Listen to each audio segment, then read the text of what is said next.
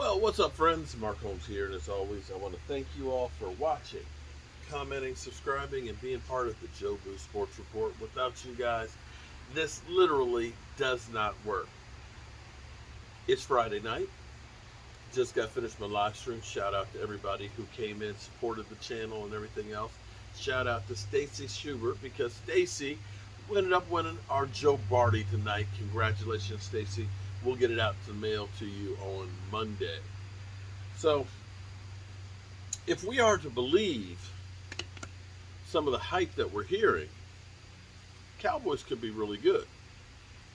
I mean, we've heard about, Dak Prescott could break records in passing, which is 5,674 yards by Peyton Manning. We've heard some people say that could happen. We've heard that we've got a top 5 wide receiver corps.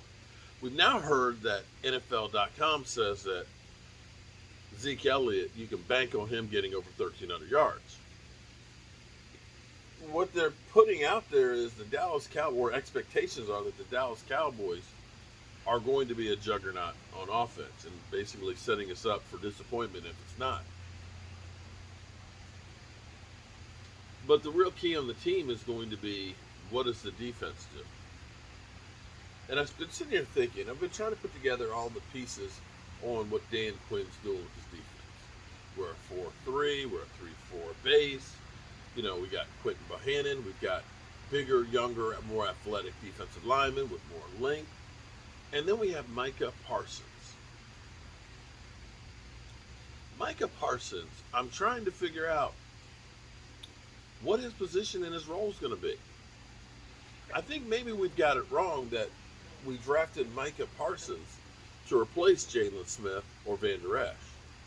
But I'm not so sure if that's the case. I think we've actually got a hint from Dan Quinn because Dan Quinn was talking about him as a designated pass rusher. Designated pass rusher. They've had him rushing from the outside, like an outside linebacker, which is, if you do the 3-4 defense, your defensive ends are really outside linebackers, which an outside linebacker isn't a traditional center linebacker, a Mike or strong side linebacker. They're really more of a defensive end that's standing up. We've already seen him doing that in training camp. We've also seen him over on the weak side, the strong side, in the Mike. That they're using him as a guy you have to account for. Now, he didn't play last year. He hasn't played since 2019. But apparently, he's got no rust. Dan Quinn basically said he's picked up where he was, from 2019 and taking it to another level. I like that. And if we are to believe that this defense is going to be different, Mike Nolan may have had the right idea because these are some of the similar type of things that Mike Nolan wanted to do. He wanted to be a hybrid defense. This is something Mike McCarthy has wanted. A hybrid defense that matches up better with other teams. That's interchangeable so you can fit the down and distance as well as the type teams you're facing. And what this team realizes is takeaways are key. Now here's the thing. I get tired of hearing people talking about, well, the Cowboys weren't winning when Dak was playing well last year. Well, you had an offensive line that was terrible. You're playing some teams that were actually playoff teams. When you start thinking about the games we played against the Rams, you played against Seattle, you played against the Browns. 3 of the 5 teams were playoff teams. They were. Atlanta wasn't. The Giants could have been had the Eagles not thrown that game. Be that as it may, when we started winning those games, we had a stretch where we got 12 takeaways, I believe, in 4 games.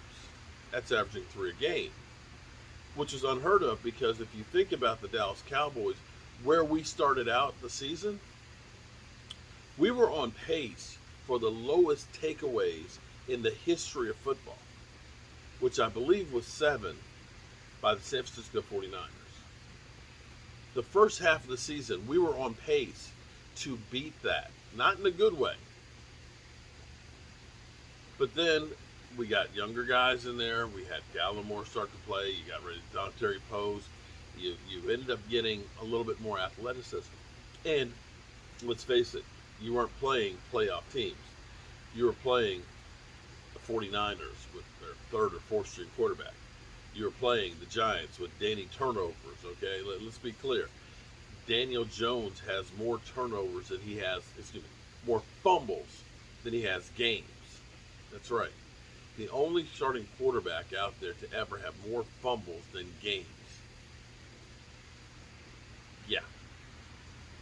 So you're facing teams that were challenged when it came to holding on to the football. But those extra opportunities that we had for Andy Dalton made all the difference. And one of the biggest keys in winning football games is taking the football away. Rod Martinelli just believed in, we're just not going to give up the big play. We'll bend, won't break, and we'll wait for the offense to make a mistake. They'll turn the ball over, they'll have a penalty, they'll punt the football. But we're not going to give up anything big. Mike Nolan came in here and said, we're going to try something different. We're going to be doing our 3-4, 4-3 hybrid. The players didn't buy into him speaking that language. For whatever reason, thus far, the team seems to be buying in, along with us getting young guys that are impressionable. So back to Micah Parsons. If you believe that your best advantage for him is to be that guy who is rested and able to make an instant impact, as opposed to him being out there every single play, you make it so that way it's a surprise. He's on the outside on the right. It's a surprise. He's on the outside on the left. It's a surprise. He's shooting the gap from the middle. That will put confusion in on other teams and give you opportunities to get the ball taken away. So I go back to my original question. Does Micah Parsons have a position on the Dallas Cowboys? Is he a weak side linebacker? He's a strong side linebacker. Is he a Mike linebacker? Is he an outside linebacker? I don't know. I'm hoping you guys can tell me what it is. Because I don't really care as long as he's getting to the quarterback and taking care of business. We're less than a month away from training camp. And I am so anxious for it. I feel like a kid at Christmas right now. You want to have news to talk about, but there really isn't that much to talk about. It's just, we've all broken down all of the players out there. We know everybody, okay? We know what shape everybody's in. We know Amari Cooper's still healing from his ankle clean out, okay? We know Kelvin Joseph is trying to catch up with everybody else. We know Dak is back 100%. We know Zeke has been, definitely working out. We've seen Tyron Smith, out on the field looking good and moving around without pain. We've seen Lyle Collins, okay? We know what we got with Jalen Smith seems to be a little more focused, that Van Der Esch isn't hurt, that Anthony Brown has been playing good, opposite Diggs. We know all this. We just want to see them out on the field. I just can't wait. And maybe this is because having gone through last year of COVID NFL, not being able to go to games, not being able to have friends around, that all of a sudden this pent up energy that we've been having, that's been building, it is just too much, that we need to release this thing. I don't know, but I just can't wait for the football season to get here. And I'm sure you're the same way too. I appreciate everybody who's supporting the channel and all you guys do to be part of this community. I'm Mark Holmes, and I'm going to go in here, put some more ice on the knee, and today's the day I can take the bandages off and I can actually take a shower and get the stitches wet.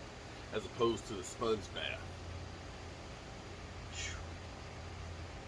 David Wiley, I thought you were going to be cooking me a gourmet meal, man. I could go for that right now. I could go for a nice, juicy burger right now.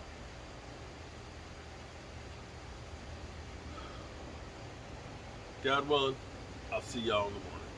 Peace out.